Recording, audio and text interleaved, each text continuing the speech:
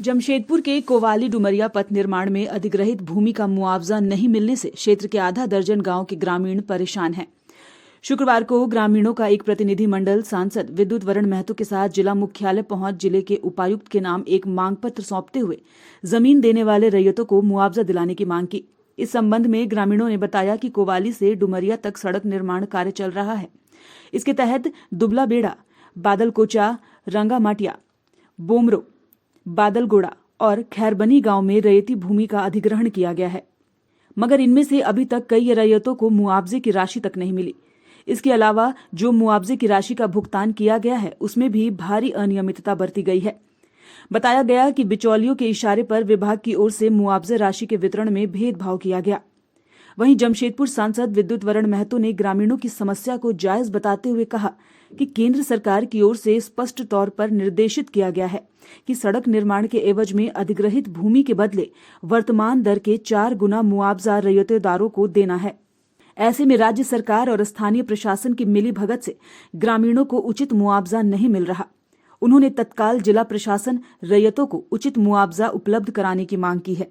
साथ ही भरोसा दिलाया है कि जल्द ही केंद्रीय मंत्री नितिन गडकरी से मुलाकात कर उनके संज्ञान में इस मामले को लाया जाएगा।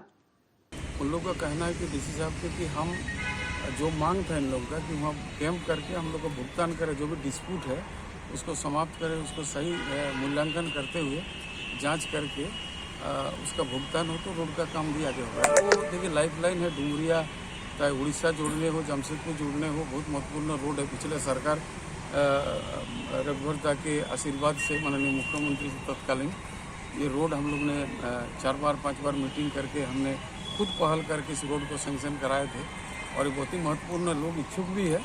तो आज इन्होंने क्लियर कर दी जो 4-5 विलेज का डिस्प्यूट है, कैंप लगा के 4 दिन लगे, 10 दिन लगे, 15 दिन लगे, लेकिन एक एक आदमी का डिस्प्यूट खत्म करके उसको भुगतान करे। उसी रेट के आधार पर कोवाली डुमरिया जो सड़क चौड़ीकरण हो रहा है उसका जो प्रभावित है उनको भी मिलना चाहिए। हम लोग का मांग यही है कि जिसका जिसका जमीन गया है रैयतदारों को सही रूप से उसका सर्वे करा के पुनः उसको सही मुआवजा मिलना चाहिए। क्या लगता है? वहाँ देखा जा रहा है कि कुछ लोगों के इशारे पर वहाँ का जो कर्मचारी है और वहाँ का जो पदाधिकारी है जाते हैं और उनको मैंने उनके इशारे पर उन लोग किसी के घर में बैठ के सर्वे करते हैं और उनको मुआवजा दिलाया जा रहा है, बाकी लोगों को मुआवजा नहीं मिल रहा है। के टाइप में गाँव वालों को मिल रहा है, ऐसा ना हो, सही जांच पड़ताल करके सही जमीन रैयतदारों को पैसा मिले। इसके कारण में आज हम लोग डीसी को एक विज्ञापन सौंपा है, साथ में विद्युत ददा भी है। कितने लोग हैं इस तरह से प्रभावित? इस तरह प्रभावित कम से कम गांव बोले तो बादलगोड़ा, दुबला बेड़ा, रंगामटिया, बोमरो, खैरबनी, लगभग कितना गांव हो गया?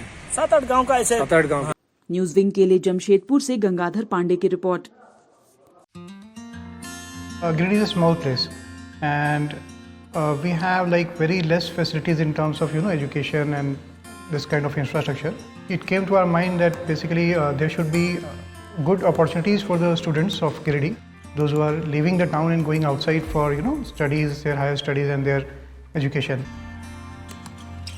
I wanted my son to start with the coding classes, so I researched it online. I got through all the reviews and everything.